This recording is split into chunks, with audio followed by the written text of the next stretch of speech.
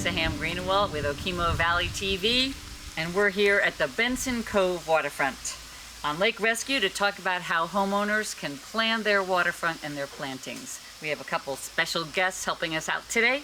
Kelly Stettner is here with the Black River Action Team, and we have Allison Marchione with a Lake-Wise program for lake-friendly living, and that is organized by the Vermont Department of Environmental Conservation. So Kelly, can you tell us about what Black River Action Team does? Happy to do that. Thank you for having me. So Black River Action Team, or BRAT, is a completely volunteer organization that I started a little over 20 years ago, and the whole focus is to connect people to the Black River, whether it's through managing your shoreline in a responsible way that enriches your life as well as protects the river and the lake, or trash cleanups. We got a bunch of those coming up. Water sampling, a bunch of different projects, programs, educational outreach, and I'm really excited to be part of my first Lake-Wise assessment. So when you say the Black River, you don't just mean the river, do you? Because all these lakes are connected. Can you talk about that? They are. It's about a 202 square mile watershed. Wow. And that's all the water shedding off that much land to feed the river, the lakes, the ponds, the streams, the wetlands, all of that good stuff. And I'm very interested in the ecology of all of that and how humans interact as part of that ecology picture. So where does this watershed run from? The main stem, which, as you said, feeds all the lakes in this chain, if you were to excuse me, if you were to continue upstream through all the lakes, you'd eventually get to a little tiny pond called Black Pond, and that's where the river gets its name and its headwaters.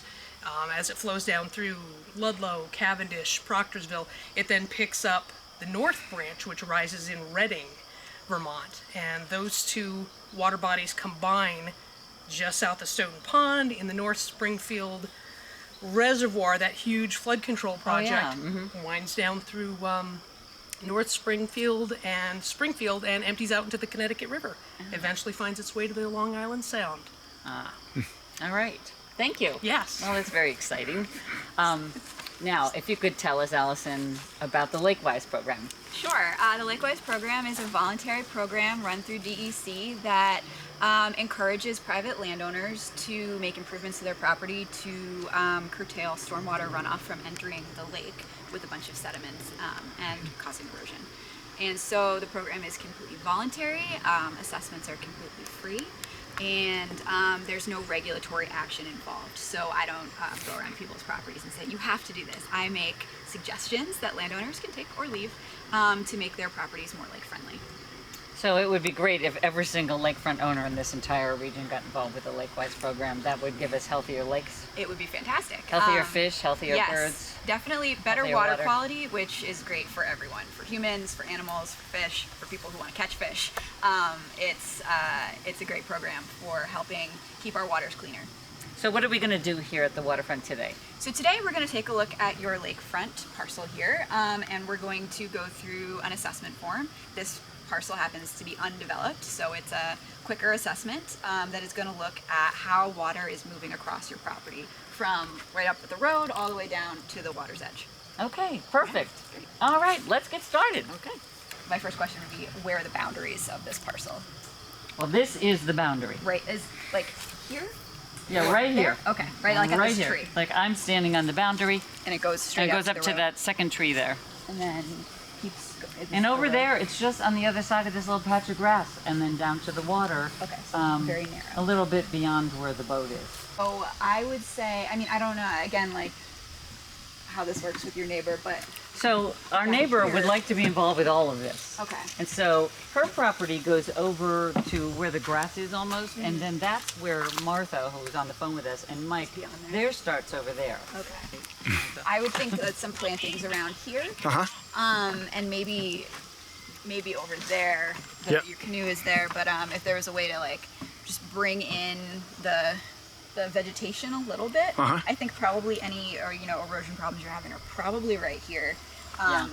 And so having some sort of buffer upland of this, like in this area, would really help. I would say on that edge and this edge is where I would focus. Plantings, probably natives, trees or shrubs would be probably your best bet. I don't usually tell people like you should plant dogwood right here because I am not a landscaper, and it would, you know, require a little bit more knowledge about the site, like what kinds of soils you have, where your sun is. But I do have a native plant list that I can give you that will like give you some options based on like what kinds of soils you have. Okay. Is there a place online where that native plant list is too? On the Lakewise website, there's a native plant list, and there's a whole fact sheet about revegetating shorelines. I have a lot of good information. The reason that I'm hoping to get 2 or 3 folks interested, if we can combine our efforts on, you know, you'd love to see dogwood, let's just say, and if I can get 2 or 3 other shoreline owners also interested in dogwoods for their properties, that helps me with quantity. I can get a better deal. And if I can get them all from the same location, I can just go up, borrow my neighbor's truck or rent a truck, go up and just get them and come down, and then we can strategize the plantings. That's another reason I don't make super specific recommendations, is because I always want it to be whatever, you know, some landowner choice of like, this is a shrub you really like, great, let's plant that. You know, it could be a tree that you really want or something like that. Some people, not properties like this usually, but if it's a home property, some people are like, I really just want to plant, you know, perennials, and hydrangea bushes are what I'm going to put in. And it's like, hey, those roots hold in the soil almost just as well. Yeah.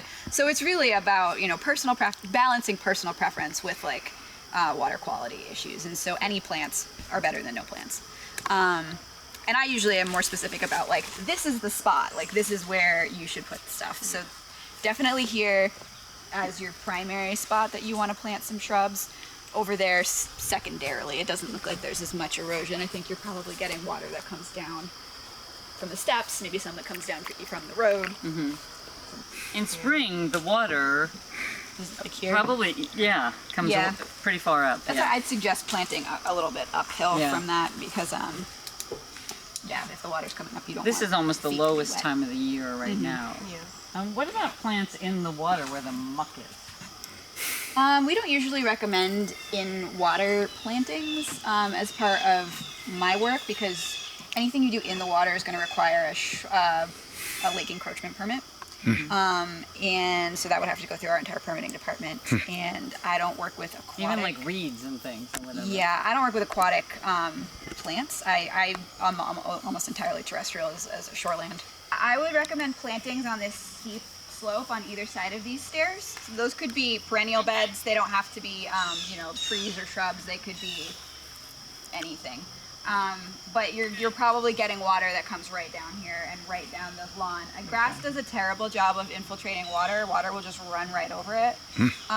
So we are always suggesting plantings in situations like this when you have steep slopes down to the water. If you're worried about the view, I would put perennials of some kind in here that aren't going to get too tall. But you can see, right, water is running over this and washing it that direction. We can actually work, that's what I'm hoping to do, is work out that sort of a partnership with homeowners, where if you come up with the plant plan and then we come up with a plant list, I can go get them. If you'll pay for the plants, we'll bring the volunteers and do the work with you.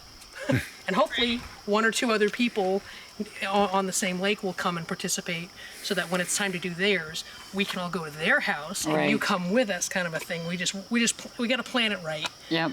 But that way everybody's helping each other. Oh, you got one of those plants. I wanted one of those. Well, let's swap. Yep. Just build that neighborhood around the lake too. Yeah, like look at all this. It did not used to be this many plants down here. Yeah. So, it could just be it's all shallower than it used to be, so that might be part of the reason why. Yep. I don't know. Well, just over the years, it's gotten shallower and shallower. The more shallow it is, the more sunlight hits the bottom, and then and then it the can. more plants you get. And if there's more like muck kind of building up, that might be the cause of having more plants here. This sort of vegetation along the shoreline is really good, and what we like to see, keep soils from entering the water.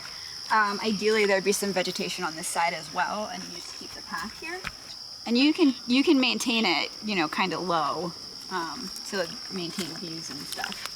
But you've got Joe Pyeweed and asters and all sorts of good plants in here. Generally, something with deep roots is what you want. So I think a lot of ground covers don't necessarily have very deep roots, but better than nothing. Better than grass probably. So it kind of all depends on what you would want to do. But yeah, shrubs are good. Up there, if you wanted to put in, you know, flowering perennials, you could do that. Okay, Allison, could you sort of summarize what we talked about today? Yeah, so we looked at a couple of different properties today, and most of the improvements that I suggested are going to be revegetating the shoreline, revegetating some of the upland space that's currently lawn, that is just having water run over it and into the lake, causing erosion and some damage to some stone features on the property. So really, a lot of the time with Lakewise, what we suggest is creating no-mow areas, letting shorelines... No-mow? No-mow is leaving parts of your lawn unmowed if you don't use them for no-mow, recreation. I get it. Yeah. So like I was saying earlier, if you don't have to do lawn work, why would you? Like just let your lawn grow back. But it's also revegetating the shoreline. So like down here where I said this is great, just let it grow up a little. That's good. And then also plantings. So a lot of the time we're focused on vegetation. And how to increase vegetation to increase habitat and to protect water quality. Perfect. Yeah. So Kelly, how do we get all this done? Magic question. Magic question.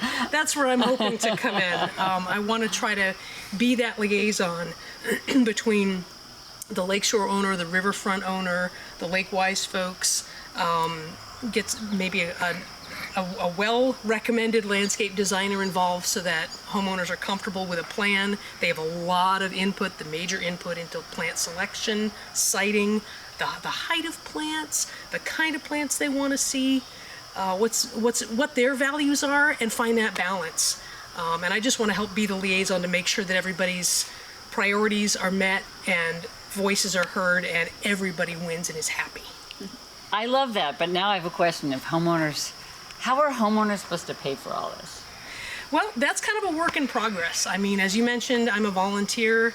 I've been doing stuff on the river for over 20 years. 99% of it is without pay. Pretty much all donation funded, but I'm hoping to find a sort of a framework that will work where a landowner feels comfortable paying for maybe the time of a landscape designer to set up the planting plan, where we're going to put stuff, what we're going to put where, and then I would come in with maybe some grant funding with get those plants. I may need to hit someone up for some donations if we're gonna provide lunch for the volunteers or something like that. But then everybody get their work gloves and we'll just go property to property and everybody pitch in. That sounds great. Yeah. Well, thank you for being here with us for part one. Thank you for the assessment. We're very excited to see what we're going to be doing to improve our properties here on Lake Rescue. That's the whole goal. Thank you. Thanks. Thank you.